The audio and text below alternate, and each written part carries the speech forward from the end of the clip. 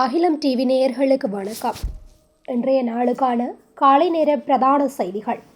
விரிவான செய்திகளுக்குள் செல்லும் முன்னதாக முதலில் இன்றைய தலைப்புச் செய்திகள். யாழில் காவல்துறை அதிகாரியின் கொலை, பிரதான சந்தேக நபருக்கு விடுக்கப்பட்டுள்ள உத்தரவு. இடைநிலை தரங்களுக்கு மாணவர் அனுமதி, கல்வி அமைச்சு வெளியிட்ட அறிவிப்பு. யாழில் சிறுமியிடம் அத்துமீறிய பிக்கு, நீதிமன்றம் பிறப்பித்த அதிரடி உத்தரவு. நிலைமை தீவிரம், 11 தொடக்கம் 4 மணி வரை வீட்டிலிருந்து வெளியில் வர வேண்டாம், மக்களுக்கு முக்கிய அறிவிப்பு. இலங்கையில் இன்று நால்வருக்கு விதிக்கப்பட்ட மரண தண்டனை. இடிமின்னல் தாக்கி 2 பேர் வைத்தியசாலையில் அனுமதி. வாகன மோசடியில் வசமாக பிடிபட்ட மூவர் தீவிரமாகும் விசாரணை. வளைகுடாவில் போர் விமானம் ஒன்றை சுட்டு வீழ்த்திய ஈரான். ஈரானின் மிகப்பெரிய பாலம் மீது நடந்த வான்வெளி தாக்குதல். ஒருபோதும் உங்களால் முடியாது, அமெரிக்கா இஸ்ரேலுக்கு ஈரானிலிருந்து வந்த அதிரடி பதிலடி. தொடர்வன விரிவான செய்திகள்.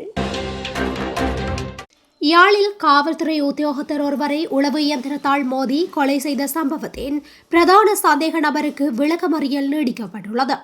இதன் அடிப்படையில் எதிர்வரும் 9ஆம் திகதி வரை அவரை விளக்கமறியலில் வைக்குமாறு நீதிமன்றம் உத்தரவிட்டுள்ளது. குறித்த கொலை சம்பவம் தொடர்பாக காவல்துறையினரால் 2 கைது செய்யப்பட்டு விளக்கமறியலில் வைக்கப்பட்டிருந்த போதும் பிரதான சந்தேக நபர் தேடப்பட்டு வந்தார்.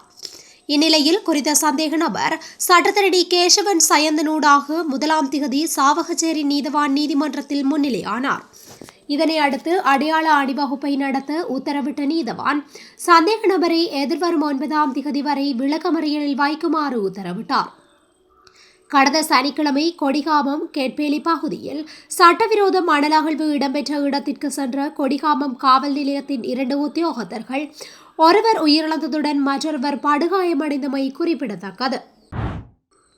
2026ஆம் ஆண்டில் இடைநிலை வகுப்புகளுக்கான மாணவர் சேர்க்கை தொடர்பாக கல்வி, உயர்கல்வி மற்றும் தொழிற்கல்வி அமைச்சகம் ஒரு சுற்றறிக்கையை வெளியிட்டுள்ளது. மார்ச் 31 அன்று வெளியிடப்பட்ட இந்த 9/2026 சுற்றறிக்கையின்படி 5 மற்றும் 6ஆம் வகுப்புகளை தவிர மற்ற வகுப்புகளில் உள்ள வெற்றிடங்களுக்கு மாணவர்கள் சேர்க்கப்படுவார்கள்.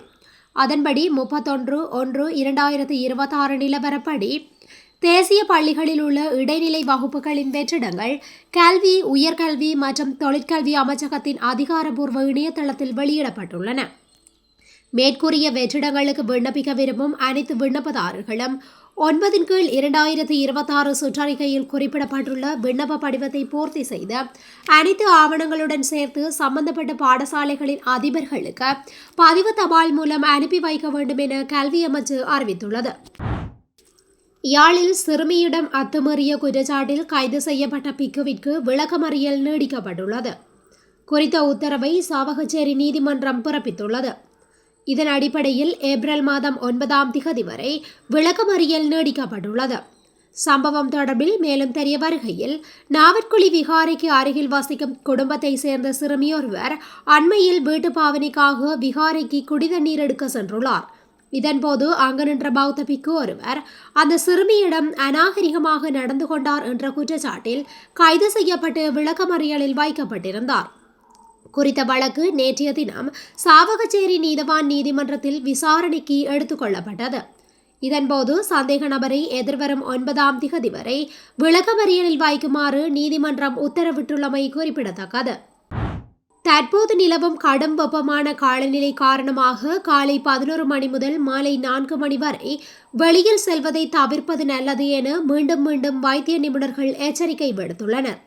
அத்துடன் நீரிழிவு, இதய நோய்கள் மற்றும் புற்றுநோய்களால் பாதிக்கப்பட்டவர்கள் அதிக அவதானத்துடன் இருக்குமாறு சுகாதார அமைச்சின் சமூக விசேட வைத்திய நிபுணர் இனோகா சுரவீர தெரிவித்துள்ளார்.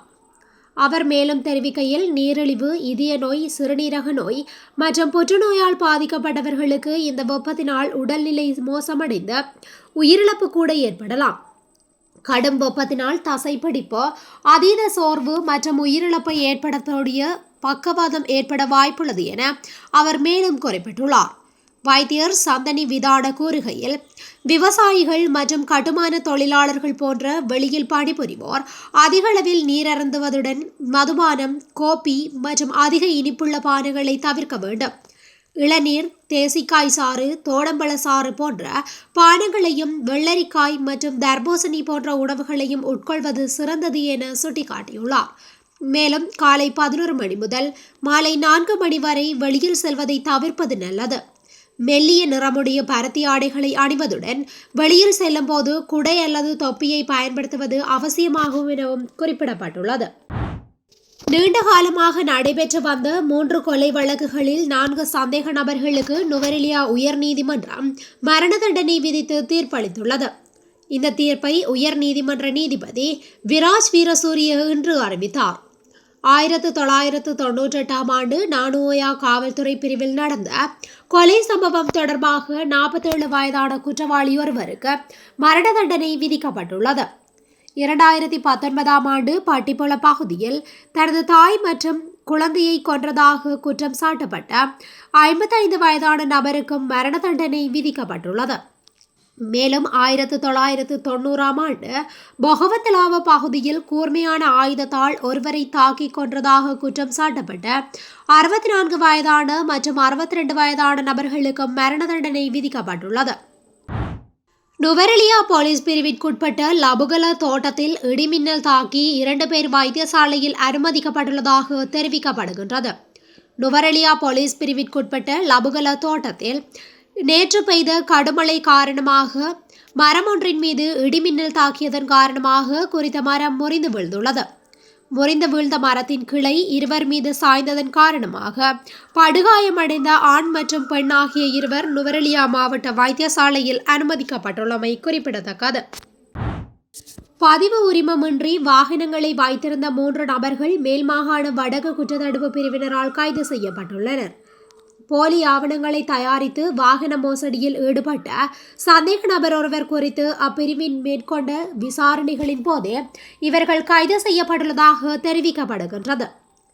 மீகஹவத்த மற்றும் கந்தானி போலீஸ் பிரிவுகளில் இந்த சந்தேக நபர்கள் கைது செய்யப்பட்டுள்ளதுடன் அவர்களிடமிருந்து 3 கார்கள், 2 ஜீப் ரக வாகனங்கள், 1 லொரி மற்றும் 1 மோட்டார் சைக்கிள் என்பன போலீசாரால் கைப்பற்றப்பட்டுள்ளன.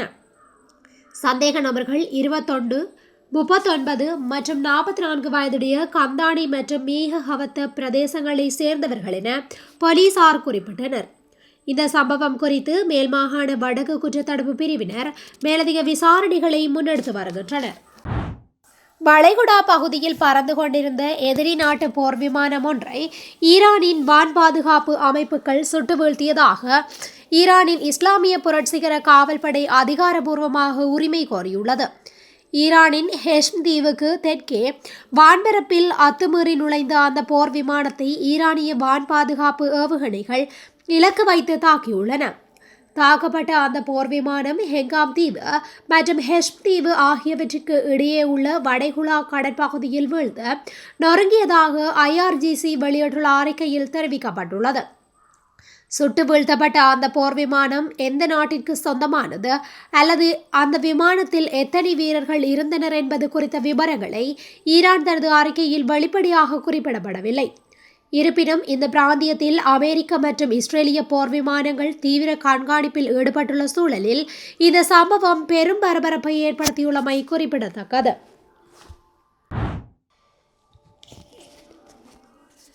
அமெரிக்க ஜனாதிபதி டொனால்ட் ட்ரம்ப் சமூக ஊடகத்தில் ஈரானின் கராச் நகரில் உள்ள ஒரு பாலம் மீது நடத்தப்பட்ட தாக்குதல் காணொலியை பகிர்ந்துள்ளார். குறித்த காணொலியில் இன்று நடந்த வான்வழி தாக்குதலுக்கு பின் அந்த பாலம் தீப்பற்றிய புகைமுகத்துடன் சிதறி வீழ்வது காணப்பட்டுள்ளது. இதற்கு முன்பு இஸ்ரேலி டிஃபென்ஸ் ஃபோர்ஸஸ் இந்த தாக்குதல் குறித்து தங்களுக்கு தகவல்கள் எதுவும் தெரிவித்திருந்தது.